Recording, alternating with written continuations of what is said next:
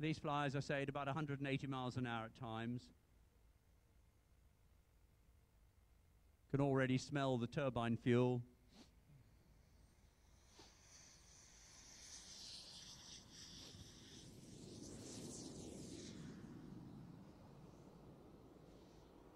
Watch the wheels retract.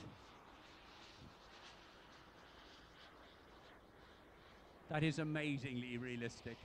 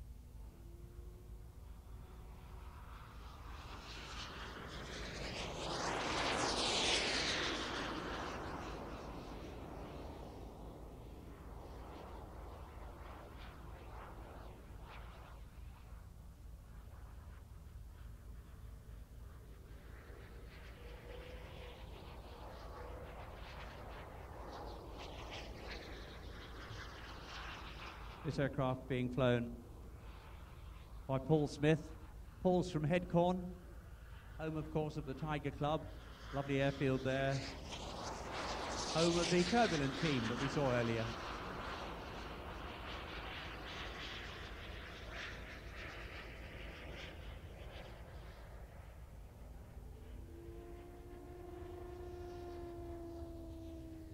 This uses 5 litres of jet fuel and another 2.5 litres of special oil just to generate smoke. Not cheap, some thousands of pounds this is worth.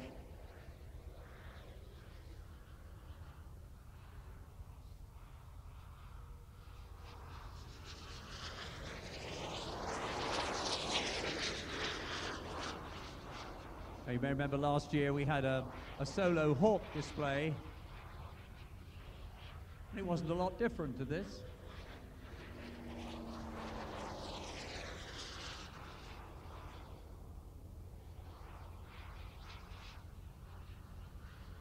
And for those of you who are grandparents here or even parents and you have your children with you or your grandchildren with you and they're keen on flying, I can recommend model flying as a good way to get involved in aircraft. Some people enjoy it so much they never even move on to the bigger aircraft, they just stay with the models. I did many years modelling as a child, and my own children as well modelled. And I can assure you, joining a model aircraft club can be quite fascinating, what you can learn. It even makes schoolwork easier because you learn a lot about physics, a lot about aerodynamics, a lot about engineering, a lot about mechanics, structures, all of which can be put into good use later in your school career. And it's a good way. There was a time when we were selecting pilots for the airlines, for sponsorship, and we would tend to go for the people that had built model aeroplanes since they were quite young, because we knew that these were dedicated. And if you do ever come,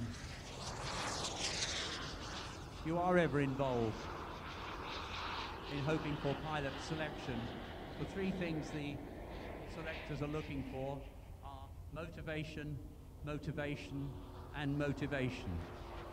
So a well-motivated young boy or young girl who's enjoyed flying model aeroplanes is going to be more convincing generally than someone who hasn't. And equally, if you are interested in flying, of course, get involved with the Air Training Corps when you're 13. Get involved in your school's combined cadet force if they have one. Join a local gliding club where there will be cadet schemes offering reduced rates to youngsters. Learn to fly a glider. You don't have to wait until you're old enough to fly it solo.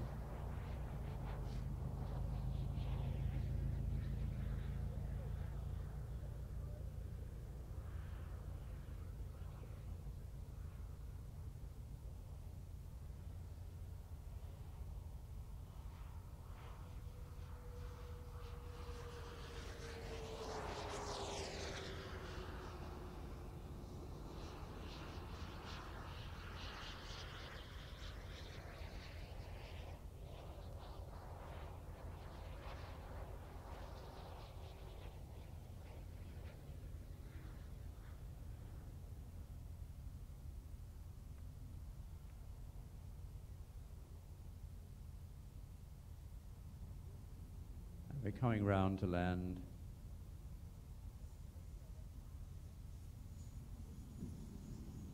Most impressive.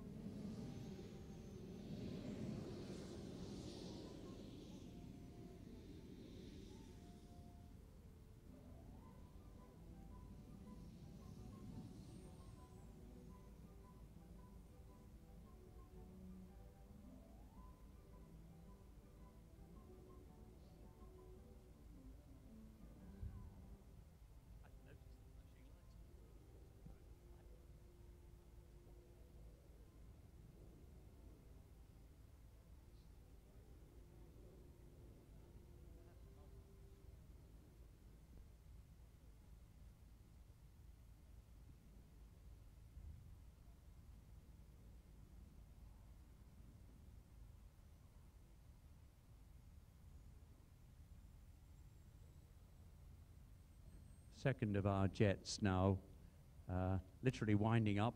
The Americans, they're always the ones for a short euphemism or a short turn of phrase, they always call it turning and burning. So a jet engine literally turning, and ignition has set the jet engine working. Jet engine is relatively simple. Air is sucked in by compressors at the front of the engine. That compresses it.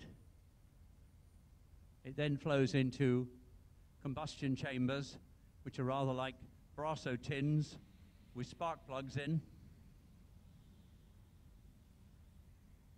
When the air is under sufficient pressure, the plug will ignite the fuel mixture, kerosene and air, and then that will of course expand very quickly and force its way out of the back of the engine when it goes over a turbine.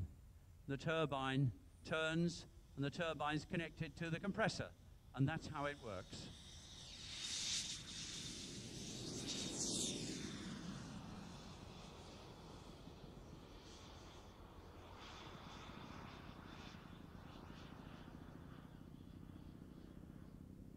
And straight after lunch, and I mean straight after lunch, we'll be seeing an aircraft with two jet engines, with both of them in afterburner. He'll be using reheated thrust.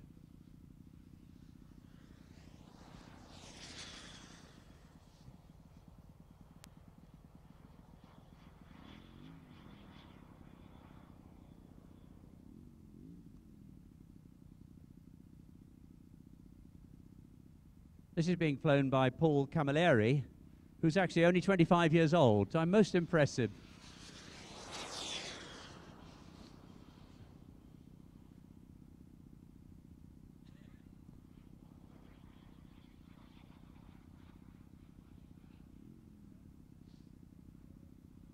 Another very impressive display with a similar aircraft to the one we've just witnessed.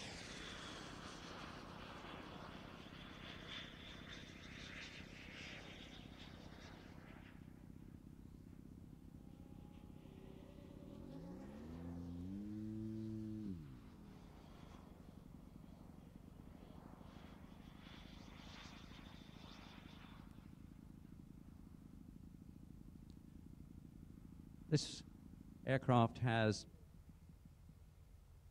controls, radio controls, which allow movement of the ailerons, elevator, the rudder, and of course the throttle. It has retractable undercarriage, which we've seen already, of course. It has flaps, which I know we'll see on landing. But in addition to that, it also has radio-controlled wheel brakes. So the aircraft can actually brake after it lands. And that might be useful on a tarmac runway because these aircraft are very clean. They have very little aerodynamic drag. And after touchdown on a short runway, if you're touching down at reasonable speed, there's every risk that the aeroplane will just carry on rolling. And so the use of brakes will simplify the landing roll. You might well assume, well, all aeroplanes have brakes, don't they? Well, actually, that isn't true. The Tiger team, the Tiger Moth team we saw a few minutes ago, they do not have wheel brakes on their aircraft. And that can actually make some of their ground handling very difficult, particularly in strong wind conditions. But no such worries here. This aeroplane being beautifully performed with an inverted pass.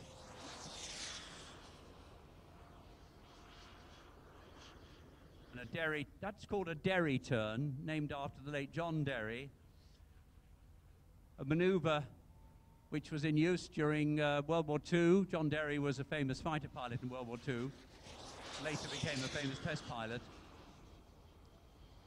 And I'm sure many of you will know that the aircraft of the German Air Force, Luftwaffe, generally used fuel-injected engines, whereas the Merlin engine, which was almost universally used by the British, used carburetors.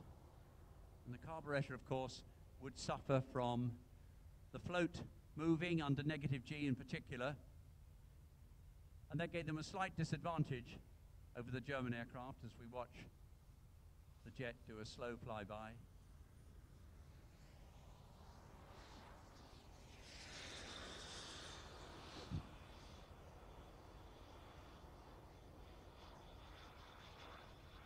And the problem with the negative G maneuver, which sometimes made the British aircraft vulnerable to the fighters of the Luftwaffe, was part cured by a physical mod known by a lady called Miss Shilling from Farnborough, one of the Farnborough boffins, who invented a very simple device that cost about £1, which was a form of non-return valve that was fitted to the carburetors. But another way around it, whilst they sorted out the problem, was to do this Derry turn, which enabled you to do a reversal without putting any negative G.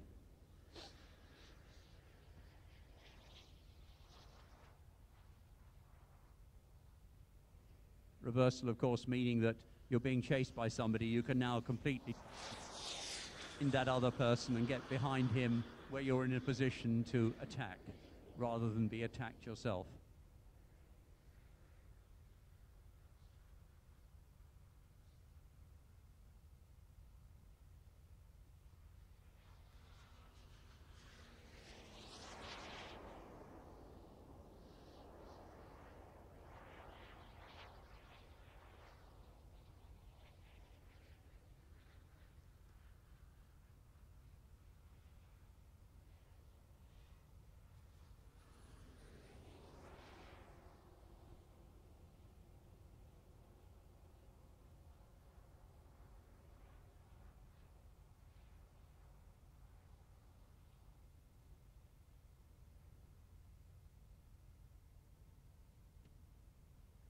Paul bringing his jet in now on a right turn, right continuous turn onto finals.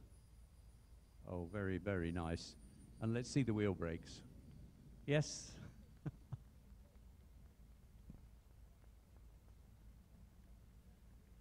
And you'll notice they can even maneuver on the ground. Presumably that must be a steerable wheel, possibly done by brakes, by asymmetric braking. That means putting brakes on one wheel and not on the other, and applying power, and the aeroplane will rotate.